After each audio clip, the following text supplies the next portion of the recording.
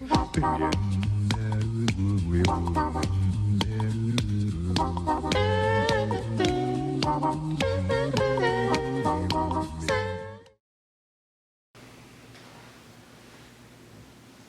up, everybody? It's me, Michael Dorn again. It's been a while since I've made some videos. Only reason being because I don't do daily updates. I take time to gather information on things that I find abnormal, or on news, or little tidbits that I catch, and I feel like, okay, I gotta do some research and build on them before I could actually come out and do videos. These aren't it's not daily news that I do. It's sort of like video journals that I'm keeping of things that I think that you should be made aware of. Whether or not you believe them is totally up to you. And as usual, if you find anything interesting, you can research it. Any topic that I bring up, there's information about it online. It's just not put out there for the general public to see. So for today, for this video, instead of doing one topic, I'm just going to break down a list of things that I've been checking out and that I've been finding a little abnormal. Things that have been overlooked in the news and whatnot, things that have come back into play, and still nobody's really paying attention. First thing being Mr. Cosby. Now, there are probably 23 million videos right now about Bill Cosby and the rape allegations and the Illuminati ties and so on and so forth. I kind of wanted to wait for a bit of the hype to die down before I did my perspective, because back in November, I did a post on my blog, thechrononaut.com, about the death of his son, Ennis Cosby. I didn't want to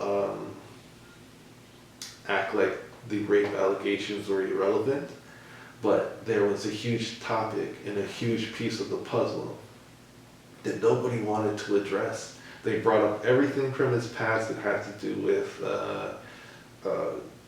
these models and these actresses, and the way he was promiscuous and stuff about Camille.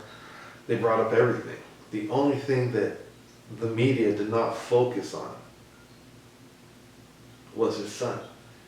You had Tina Fey, pretty much everyone on NBC just firing shots at him for years, trying to get this fire going. They were dousing fuel on this bonfire, trying to get it big enough, but nothing stuck until now. And the reason why I mentioned Tina Fey and Amy Poehler and the SNL stuff and all that, where they're trying to just degrade Bill Cosby any way possible, is because he was the king of NBC in the 90s, and also he wanted to buy NBC. He wanted to have not the entire company, but he had the money, the finance to actually be a huge shareholder in the company. And that's something that the key players in Hollywood were not having. They were not going to allow this to happen. They were more than happy to reap the benefits of the success of the Cosby Show. But what they didn't want was for him to grow anymore. He had his demons, women were his vice, and his downfall. But they knew how to use that against them, as they do, with everyone that, reaches that dream level in Hollywood, the $20 million plus level. There are major sacrifices that you have to make in order to get a taste of that. So with Bill Cosby now, Dick Gregory was just, campaigning for Bill Cosby and saying that, one very interesting thing that Dick Gregory said was that Bill Cosby was the spokesperson for Jell-O pudding. This was one of the hugest marketing campaigns that was going in the 80s, late 80s, early 90s. And he was front and center with these children, these of all colors, white, Chinese, black, but in the eyes of America, he was around children. He was this family figure. So Dick Gregory says, why would they allow this man around these children and have him eating pudding out of his mouth and blah, blah, blah, blah, blah. Which, in one sense sounds true, but for me, I wouldn't use that in Bill Cosby's defense. Because if you think about how corrupt so many people are in Hollywood, just because you see these nice, really cool stars on the outside, you don't know what the hell happens off camera. You don't know what goes on in their house. Some really dark shit sometimes goes along with being, a celebrity. And to say that because he was such a cool, respectable dad on TV, that, why would they trust him if he was such a bad person? That's kind of, naive. I think those are the people that they put out in the front. You have to put those picture perfect faces out there to, that's the veil, that's the mask, that's to hide everything that really goes on behind the curtains, or as they call it, behind the green door. So they made a big mistake already, allowing one African American to gain too much power, which was Michael Jackson. They were pretty sure that his downfall would have been drugs, sex, whatever. Maybe they could have found a way to, it was the 80s, they could have found a way to give him AIDS or something. But they were hoping that probably sex and alcohol, drugs, that would have been the death of him, as it was to many celebrities, not just back then, it still is today. But I don't think they were anticipating the best play that Michael Jackson made. He had everyone fooled with this quiet demeanor and shy demeanor, and I know I'm going to jump back to Bill Cosby, but this is just proving a point. No one expected Michael Jackson to buy the music, the music catalog, the Beatles catalog, and the country music catalog. The amount of music and fortune that lies within those catalogs made Michael Jackson untouchable, and he had control over, not to sound racist, but he had control over white America's music, and that enraged people. That enraged a lot of people, and thus began the destruction of Michael Jackson with the pedophile stuff, and everything they threw at him was a way to bring him down, because while they were doing that, they were also coming up to him and asking him, okay, are you willing to sell it for this? Are you willing to sell it for that? No? Okay, well, he's touching little boys and giving them Jesus juice. So the same thing happens here with Bill Cosby when he steps up to the plate with this accumulated money, because he didn't fall for drugs, he didn't fall for alcohol, he fell for women and his sick perversion. That was his weakness. And he was extremely educated, and he made sure his family was extremely educated. Like, they were, like, the Banks family from Bel Air to the 20th power. You know, like they were the snobs. You know, the ones that Uncle Phil knocked out when he said, "Yo, mama." The Cosbys were like that family. You know, very hoity-toity. So, like I said, now he's here with this money, this power. You know, knowledge is power, and money is the shit. And he just comes and is like, "I'm ready to buy. I want this share. I made this profit for you guys. I have this show. It's been going 9 seasons strong, raking in money. We've set a new standard for Black America on television. No one has ever seen anything like this. A positive role model for Black people. Give me mine." They don't want that to happen. Why don't they want that to happen? Because Bill Cosby in that situation now has control over what is now played on NBC. So you wouldn't have stereotypical TV shows and, you know, the one black guy featured in every NBC show because, you know, they have to meet the ethnic quota. You'd actually have shows that had like positive messages like the Cosby Show while still being clever and funny. He would have been finding the new writers and the new showrunners, but keeping along the same message. And despite the fact that he was a big prick to, you know, outside of the Cosby Show and stuff. I mean, Russell Simmons said that he approached him in a restaurant and tried to say hello to him, and Bill Cosby blatantly told him to fuck off. I would have loved to see that. I would pay good money to actually have seen that because Russell Simmons is a bit of a dick. But anyways, here's the problem. Bill Cosby now, they won't allow this to happen, like I just said, for all these reasons. You cannot, they cannot allow that message to go out to black people. They don't want anyone getting the idea that they could continue to be like this, or that they could be like the Cosby family for real. I mean, the Huxtables, they could be like the Huxtables. And then that means movies are going to come out, and then next they're going to be having their own shows, and oh my gosh, what the hell is happening here? There's no way Bill Cosby was allowed to get close to NBC. So, while, you know, Cosby Show goes off the air and he starts a new show, starts off a little bumpy. It was like a remake of a British show, and he had Felicia Rashad co-starring with him. And the show starts off slow, but starts building traction. The writing gets better, the numbers start going up, and then all of a sudden, this is just showing shit.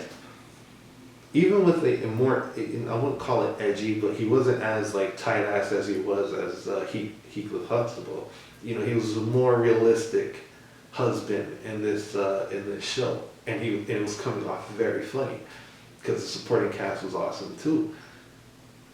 Now the threat's building up again. Like, geez, if he's able to do it again at this age, at this stage, we have to knock him off his horse. We can't kill him. His daughters are all, you know, they're all scholars, but they're not looking into Hollywood. They're not trying to be actresses or anything. Keep them away. We don't have to worry about them. But his son, that's his lineage. That's his essence that he's passing on there. In Ennis Cosby. That was his heart, that was his soul, that was his pride.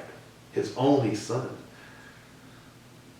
If they were to kill this boy, and he knew it was them that did it, that would take Bill Cosby off of his game.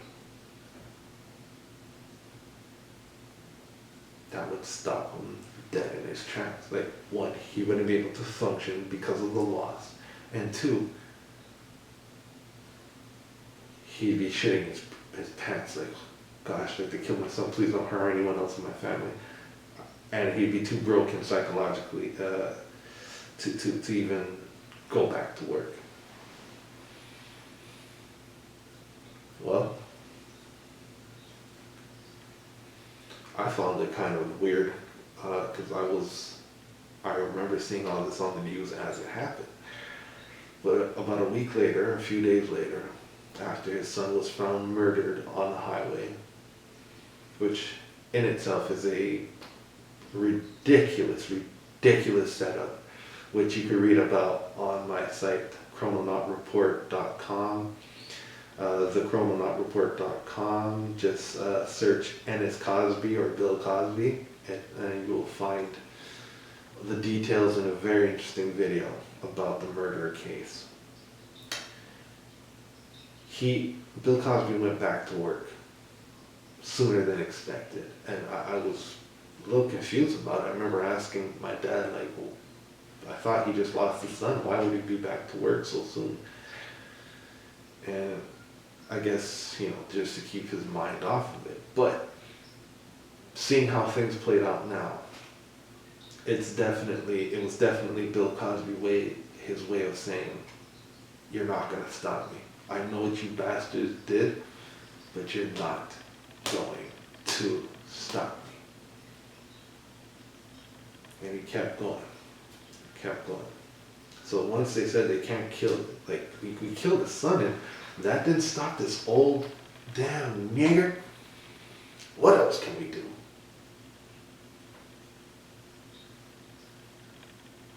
Bill Cosby.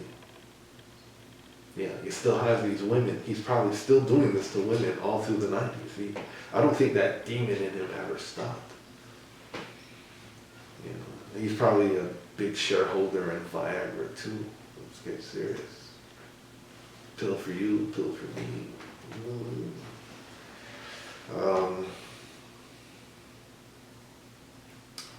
The rape charges were the next best thing. If you can't kill him, if you can't put him in jail, then, well, kill the legacy and make him a prisoner in his own reality. He can't go to jail. They know this. No matter how many cases go to trial, they know nothing's going to stick. It's not about making it stick with Bill Cosby. It's about us seeing the images of Heathcliff Huxtable being escorted into court, Heathcliff Huxtable's mugshot, Heathcliff Huxtable in handcuffs, Heathcliff Huxtable, just the image of him molesting sleeping beauties, as they call it, as the fetish is called. That's assassination. That's character assassination. And, man, they got Oswald on this shit. They took the show down. The show's not being played anywhere. So there will be generations of people who will never know who Bill Cosby was, or that Bill Cosby. If they look at the name Bill Cosby, the first thing they're going to see is a mugshot and rapist. They're not going to know the man who, came pretty close to changing, Hollywood and making equality in Hollywood a better situation, but his demons got the best of him. And he lost a lot. He lost family, he lost his reputation, he lost his legacy. Look, they're taking down your statue, they're removing your plaque from the Hollywood Walk of Fame. You're not going to be remembered. They're erasing you from our timeline. And this is why I do these reports. I'm not trying to bank off of, typing in Bill Cosby and getting a lot of views. This video can have 5 views at the end. I don't care. It's about who sees this and understands what I'm saying here. They just erased the man from a timeline.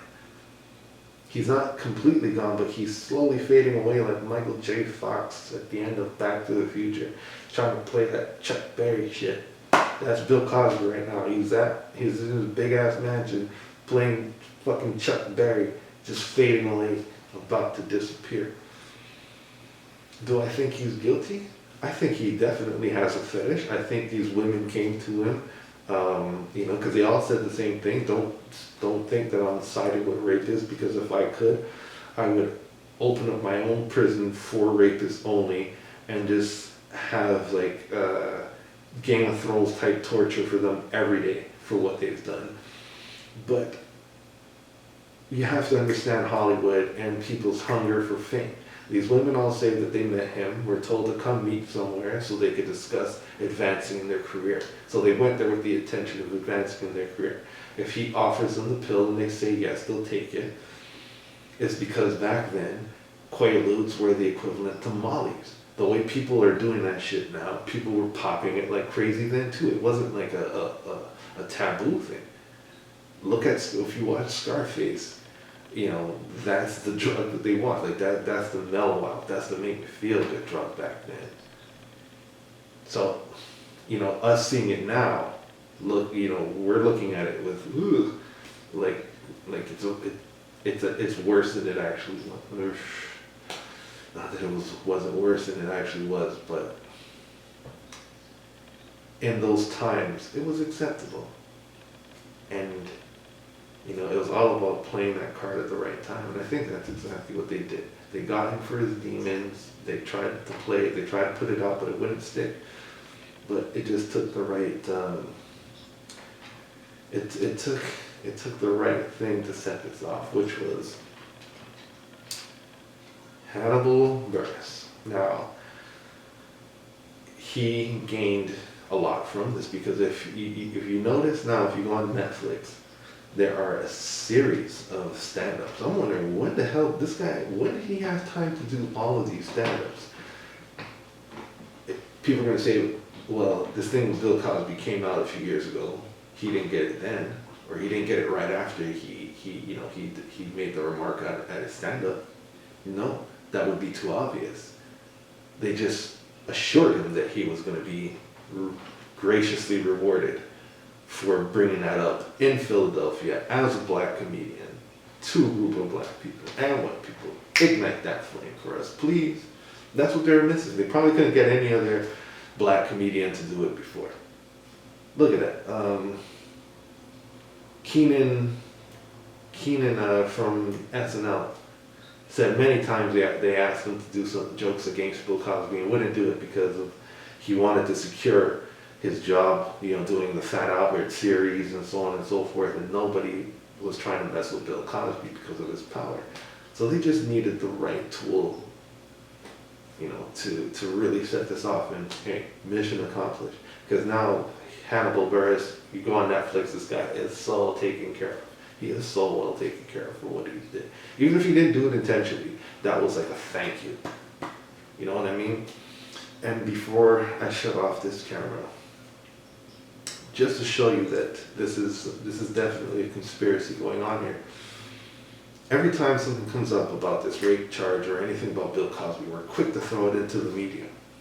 Why wouldn't anyone acknowledge last month when these two models came forward and said that in the 80s, one of them said, in the 80s, they were offered $15,000 to seduce Bill Cosby and get photos and, if possible, obtain sperm from him. Research that. Models say they were paid to frame Bill Cosby. Willenheim Model Agency. She gave her story. She gave it to a few blogs, a few websites, but not everyone wanted to run the story. And the story's out there right now. Could she be lying too? Sure. If we think that she's lying, then we could say that anyone that's saying anything about Bill Cosby is lying. So you just have to figure out for yourself what is the truth. I just find it weird that someone would put that information out there, say, hey, wait, they paid me to lie about Bill Cosby, and nobody jumps on that story. CNN doesn't jump on that story. NBC doesn't jump on that story. Nobody jumps on the story. It's like, yeah, okay, we did what we need to do. You, shh, be quiet, we got it going. Stop. No, nobody's listening to you. Shut up.